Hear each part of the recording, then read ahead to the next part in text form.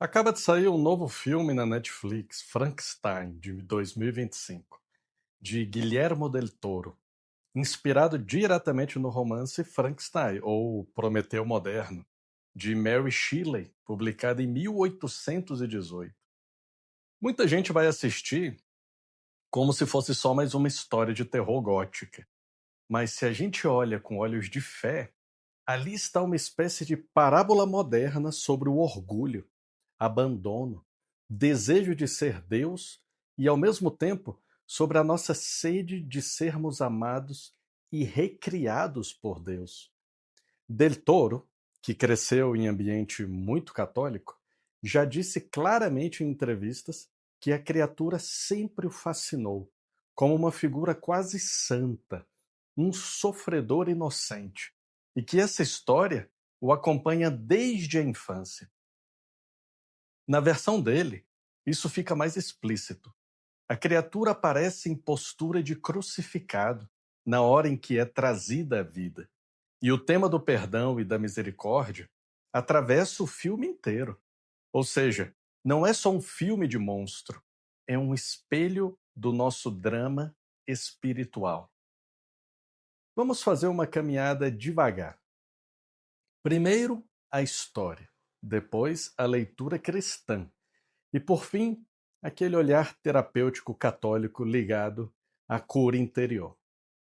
Victor Frankenstein é um jovem cientista brilhante, ambicioso, cansado dos limites humanos. Ele não aceita a morte, não aceita a fragilidade, não aceita depender de Deus. Decide então fazer o que só Deus faz: criar vida. Junta pedaços de cadáveres, usa toda a técnica que tem e consegue. A criatura abre os olhos, está viva. Mas aqui acontece algo decisivo. Victor olha para o que criou e, em vez de amar, rejeita. Em vez de acolher, foge. Ele se enche de medo, nojo, culpa. Abandona sua própria criação. Tanto no livro quanto nas adaptações, a tragédia começa exatamente aí. Não no laboratório, mas no abandono. A criatura, por sua vez, não nasce má. Ela é sensível, curiosa, capaz de aprender, capaz de contemplar a beleza da natureza. Mas o primeiro grande ensinamento que recebe do pai é rejeição e violência. Em muitas leituras católicas do clássico, se diz que o monstro aprende primeiro a dor e a privação, antes de qualquer gesto de ternura. Com o tempo, o abandono vira ódio, o ódio vira desejo de vingança e a história se transforma numa espiral de destruição mútua entre criador e criatura. A tradição literária e filosófica lê isso como um grande aviso contra o orgulho.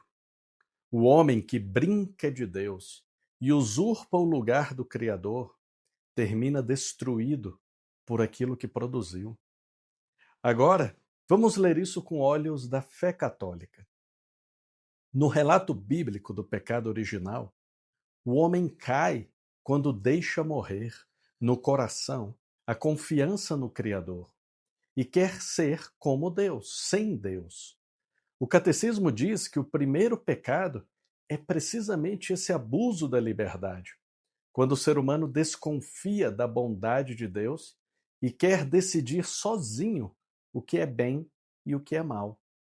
Victor Frankenstein é a encarnação literária desse movimento. Ele não quer receber a vida como dom, quer fabricá-la como produto. Não quer se submeter a um sentido, quer impor o próprio sentido pela técnica. Do ponto de vista católico, a vida é sagrada, porque, desde o início, está ligada à ação criadora de Deus e permanece para sempre em relação com Ele. Quando o homem toma para si o direito de decidir sozinho quem deve viver, como deve viver, ou que tipo de vida merece existir, ele pisa num terreno espiritual perigoso.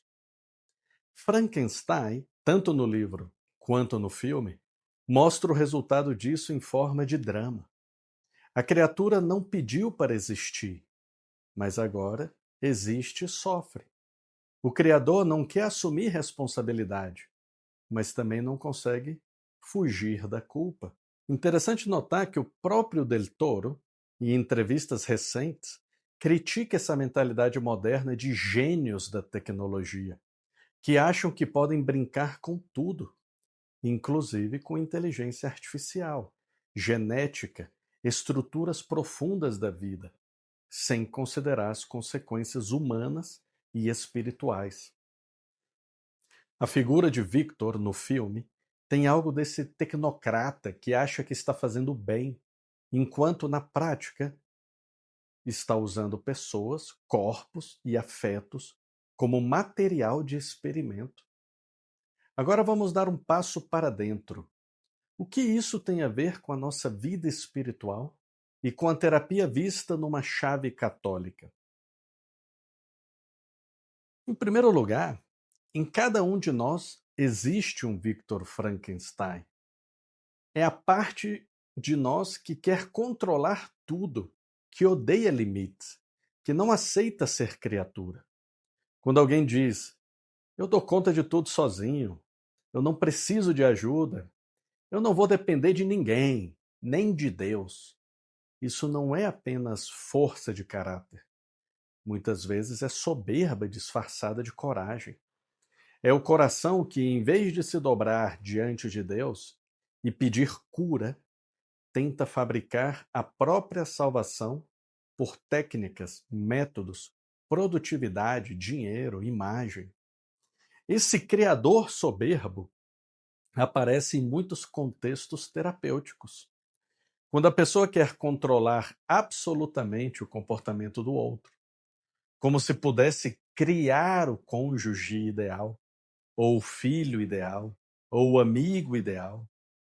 Quando alguém entra numa espiritualidade de performance, achando que se fizer tudo perfeito, vai obrigar Deus a abençoar. Quando alguém tenta esconder as próprias feridas por trás de uma máscara de perfeição, como se pudesse costurar em si um eu novo sem passar pela cruz. Em segundo lugar, também existe em nós uma criatura rejeitada.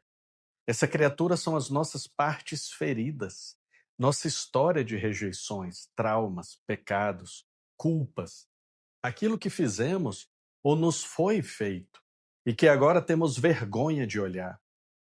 Em muitas leituras cristãs de Frankenstein, a criatura é vista como símbolo de uma alma que foi gerada sem amor, sem referência ao bem último, e por isso se torna agressiva quando não é acolhida.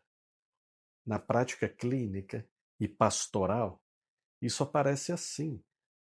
Aquela pessoa que carrega uma culpa antiga, nunca confessada de verdade, e tenta empurrar isso para um porão interior.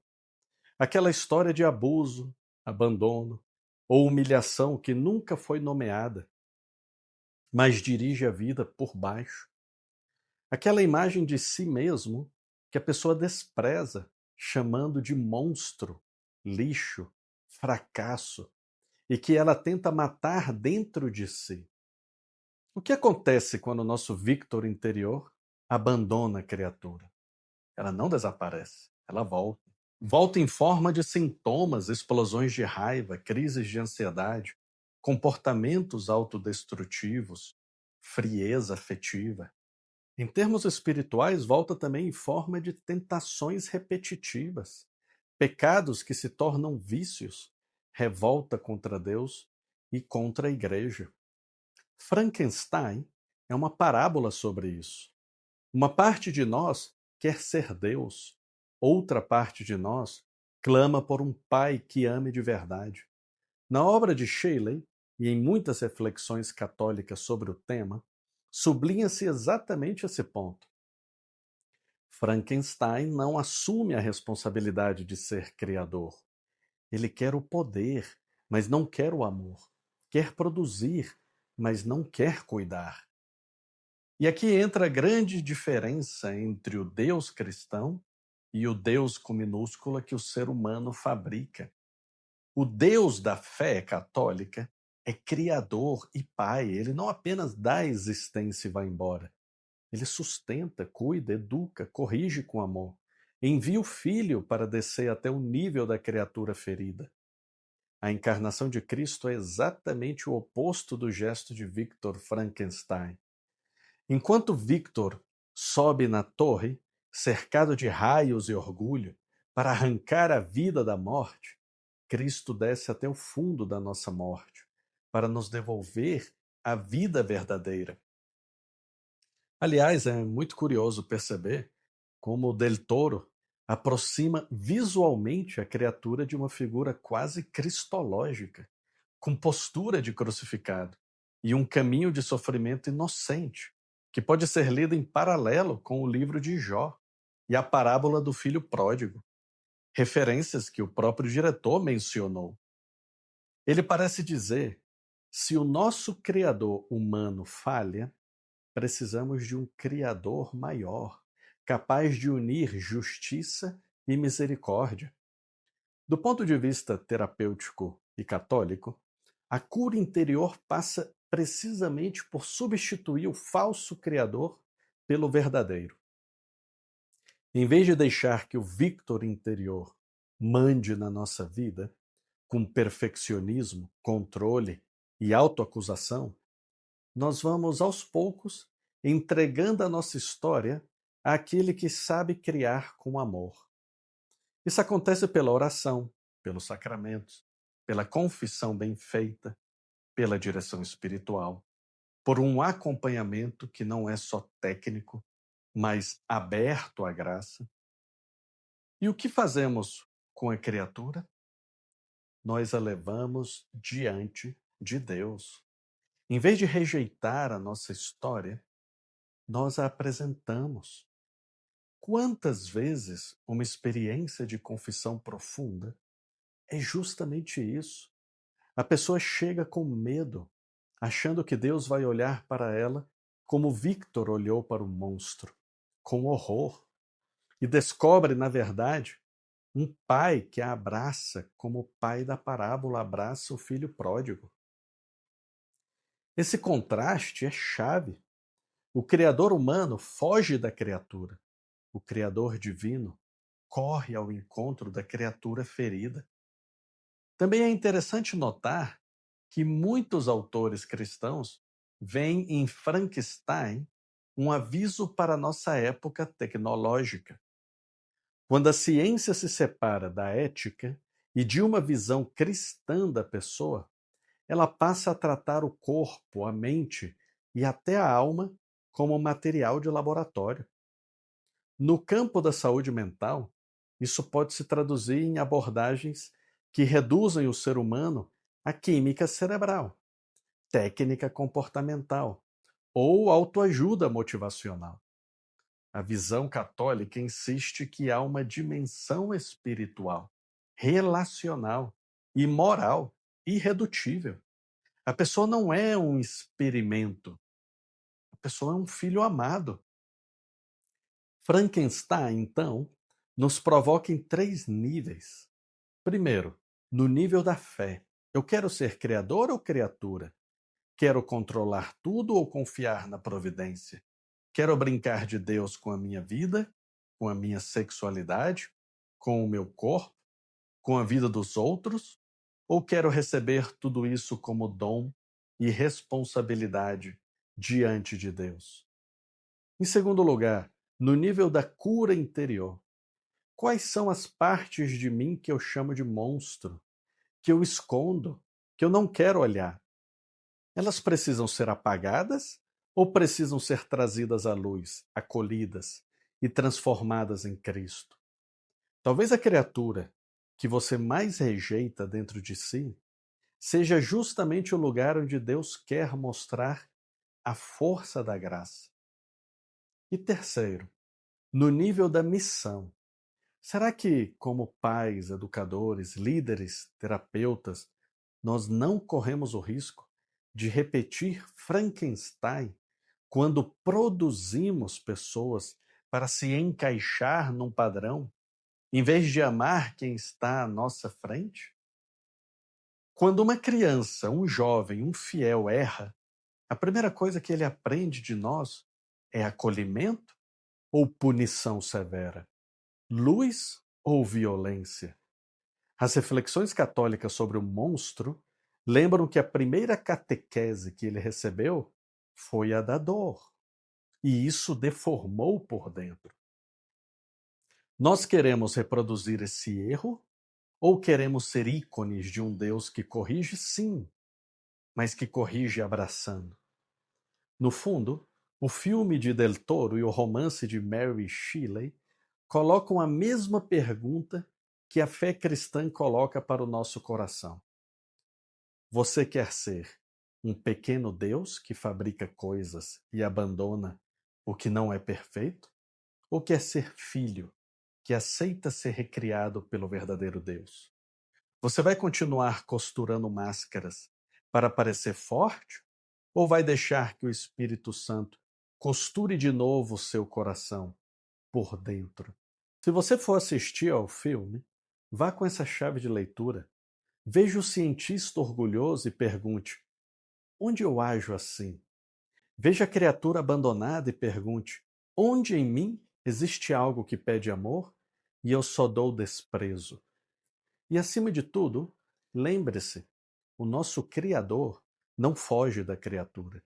Ele entra na nossa história, assume a nossa carne e, no madeiro da cruz, se deixa chamar de monstro por amor a nós, para que nenhum de nós precise viver para sempre como uma experiência fracassada, mas como filho ressuscitado. É aí que termina a verdadeira história que nem Shelley nem Del Toro podem contar completamente. A história de um Deus que não só cria, mas recria. E é nessa história que a terapia que eu ofereço quer nos inserir passo a passo, sair da soberba e entrar na humildade, sair do laboratório e entrar no coração do Pai,